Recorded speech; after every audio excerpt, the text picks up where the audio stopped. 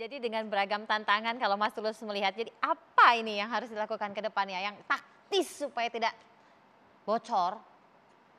Ya, saya tetap masih melihat bahwa apa yang diwacanakan pemerintah itu dan juga DPR itu terlalu mensimplifikasikan persoalan yang justru nanti akan menimbulkan persoalan tadi ribuan persoalan. Menurut saya ini harus betul-betul dikaji kembali karena toh dulu zaman Pak SBY aja ketika menerapkan ini juga akhirnya last minute dibatalkan karena memang tidak rasional dan tidak operasional. Tantangannya banyak sekali infrastruktur dan segala macam. Oleh karena itu sebenarnya yang paling ideal pemerintah masih punya energi adalah mereview penerima subsidi BBM itu sebenarnya seperti apa, apakah itu LPG, listrik dan segala macam. Dan juga ya bagaimanapun ini kondisi pahit, sehingga mungkin juga harus berani mereview harga. Karena memang itulah yang paling rasional. Kalau tidak ya saya memprediksikan, saya bukan politisi ya, atau bukan pengamat politik ya. Kalau sekarang ini tidak direview harga, nanti akan direview itu pada tahun 2025. Lama. Ya, karena 2023 sudah nggak mungkin, tahun politiknya sangat kental. 2024 pemilu, baru 2025. Ya, nanti yang itu pun kalau presiden baru berani ya mengambil eksekusi itu. Jadi itu sangat berat, kecuali nanti pemerintah punya uang yang banyak, tapi kan uangnya dari mana? Ujung-ujungnya menambah hutang dan segala macam. Jadi memang yang paling realistis mungkin saran Pak Jokses itu kalau misalnya mau dibedakan betul, ya sudah cut antara sepeda motor atau, tapi itu saya juga tetap tidak rekomen ya, tidak rekomen karena ada dual price ya, ada barang yang sama tapi harganya beda, itu akan menimbulkan anomali yang sangat banyak, menimbulkan distorsi yang sangat banyak. Ya, saya kira nggak boleh main-main dengan itu. Tapi Pak Joksis ini katanya masih belum rasional, sebelum nanti saya ke Bang Faisal tentunya. Ini pengalaman Pak Joksis nih, kira-kira. Iya, makanya pengalaman saya, aturan makin details, makin canggih teknologi yang digunakan, itu makin sulit penerapannya di lapangan. Ya, aturan yang simple, yang paling gampang kan tadi harga, tapi kan udah enggak ada itu, enggak ada cerita kan, misalnya harga. Nah itu tadi, sepeda motor aja deh dulu, kan masa ada sih sepeda motor isi 100 kan nggak mungkin, tangki sepeda motornya segitu, body Bojigreen juga kelihatan kan. Tetapi kalau ini pun masih ada yang protes, loh maksudnya sepeda motor, kami kan angkutan umum bajai dan sebagainya kan gitu ya, mikrolet, masa nggak boleh, itu kan yang perlu juga dikasih. Ya udah angkutan umum, orang deh. Satu lagi apa? Nanti habis itu yang private taksi juga minta. Ya taksi nggak apa-apa. Semua ngaku. Nah itu jangan. Yang. Nah itu dia. Nah itu nggak usah. Nggak usah. Makin itu dikasih, makin saya bilang tadi, makin luas akan makin sulit. Kita mau cepet apa enggak? Mau gampang enggak? Kalau mau gampang sepeda motor aja sudah. Gampang kok operator SPBU bedain sepeda motor mau mobil, gampang kan? Jalurnya juga dibuat khusus. Tapi kalau ini masih ada keberatan, masih ada yang minta lah, ya udah angkutan umum. Kan kelihatan angkutan umum, taksi kan kelihatan. Pribadi yang saja yang nggak boleh. Yang plat kuning harus digaris bawah ini.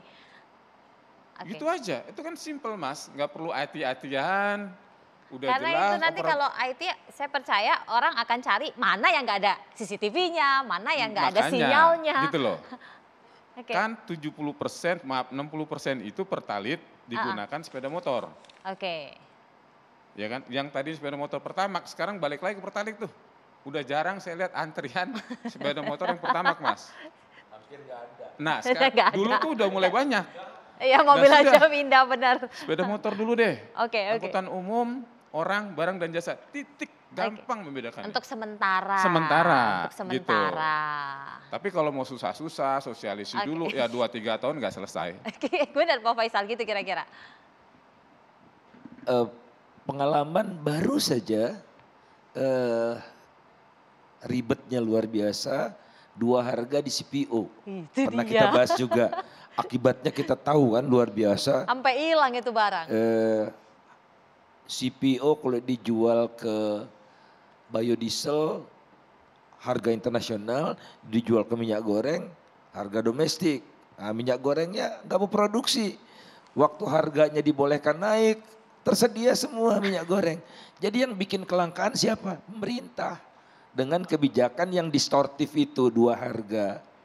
Nah, saya ingin mengingatkan secara moral, sebetulnya Perpu itu tidak bisa dipakai untuk BBM ini.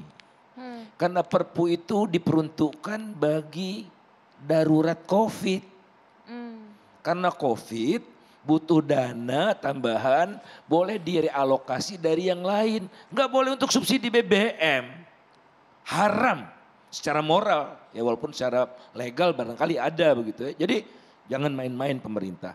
Kemudian pemerintah, udah deh, definisi subsidi harus jelas. Subsidi adalah pemerintah menetapkan harga di bawah ongkos. Itu namanya subsidi. Jadi dana kompensasi segala macam itu hapus. Itu. Tidak benar itu. Secara politik juga tidak bisa dipertanggungjawabkan di DPR. Tidak ada posnya, suka-suka pemerintah. Kalau ada uang kasih, kalau tidak ada tidak dikasih. Tidak benar itu. Rusak BUMN kita. Katanya mau jadi yang dunia segala macam itu. Terakhir yang ingin saya sampaikan adalah terkait dengan persaingan ini. Ya, coba Pertalite 90 ronnya, Pertamax 92, bedanya tipis, tapi beda harganya tinggi sekali. Ya udah otomatis tidak ada kebijakan yang bisa melarang Naluriah. itu. Nah kemudian ada barang yang sama, sejenis, sama-sama RON 92, harganya 17.500, ada yang 12.500. Ini kan udah enggak benar, di dunia enggak ada deh. Ya, di surga aja katanya juga enggak ada, di neraka juga enggak ada. Jadi public policy yang harus diterapkan di Indonesia ini harus betul-betul berlandaskan apa ya, akal sehat gitu. Nah akal sehat ini yang makin lama makin hilang dan pada akhirnya ekonomi bisa kolaps kalau begini cara mengelola ekonomi. Makasih. Kita tanya sama Pak Edi karena Pak Edi nanti yang bisa bersinggungan menyampaikan aspirasi kita kepada Pertamina dan BPH Migas. Silakan Pak Edi. Baik, terima kasih. Mungkin saya koreksi dulu dari disampaikan oleh Pak Tulus. Ya, bukan DPR dan pemerintah, tapi ini pemerintah dalam hal ini Pertamina yang mungkin melakukan oversimplifikasi. Mungkin karena tadi saya menyampaikan masalah digitalisasi yang dianggap mungkin kompleks dan menimbulkan permasalahan itu, dianggapnya itu juga inisiatif DPR. Nah, kita mengawasi kebijakan pemerintah dalam hal ini.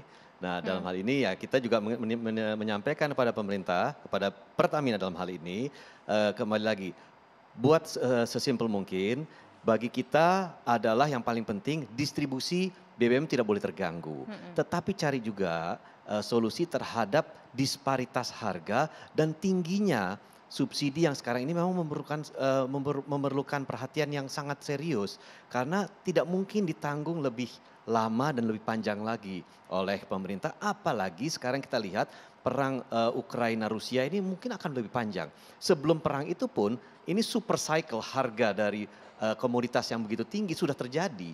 Jadi ya ini merupakan hal yang perlu dipertimbangkan dan perlu betul-betul diperhatikan.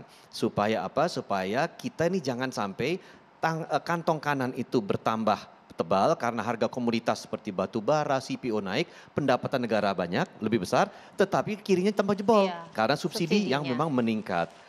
Satu lagi yang terakhir saya bisa sampaikan, perilaku masyarakat itu juga perlu diperhatikan, harus diberikan pendidikan kepada masyarakat. Ayo ada budaya malu dulu, budaya malu kita kalau membuang sampah dari mobil itu harus malu. Nah sekarang juga bagi yang mampu tapi isinya Pertalite mestinya malu juga. Itu. Kayaknya lebih milih Pertalite supaya bisa nabung untuk gaya hidup.